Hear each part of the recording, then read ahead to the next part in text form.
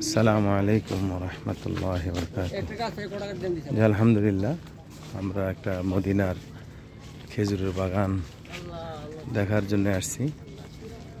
সব হাজী সাহেবেরা, এখানে অনেক খেজুরের গাছ, খুব পুরাতন।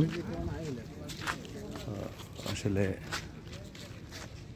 এখানে পানি দেওয়া হচ্ছে গাছে, যে পানি দ্বারায় খেজুরের গাছের গোড়া ঠান্ডা এবং শীতল। আসলে এটাই আমাদের দেখার উদ্দেশ্য ছিল, যে আসলে খেজুরের বাগান কীরকম হয়, গাছ কত মোটা, অনেক পুরাতন। যে নতুন গাছ এগুলো লাগাইছে, নতুন গাছের।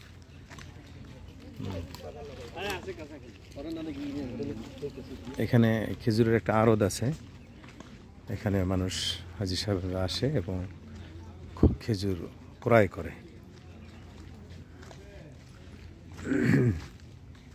আল্লাহ তাআলা রাসূল সাল্লাল্লাহু আলাইহি সাল্লামের জামানায় সাহাবীরা না খেয়ে থাকতেন, রাসূলুল্লাহ সাল্লাল্লাহু আলাইহি ওয়াসাল্লাম না খেয়ে থাকতেন, ইমাম হাসান হুসাইন না খেয়ে থাকতেন। আজকে মদিনার খানা গলিতে গলিতে যে যেখানে খানার কোনো অভাব নেই। রাসূল সাল্লাল্লাহু আলাইহি ওয়াসাল্লাম দোয়া করে গেছেন মক্কা মদিনার জন্য।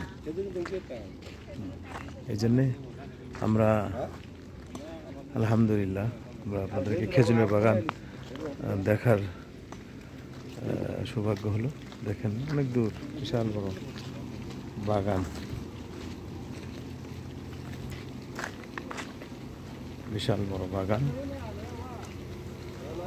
এখানে পানি সরবরাহ হচ্ছে, পানি দেওয়া হচ্ছে বাগানে।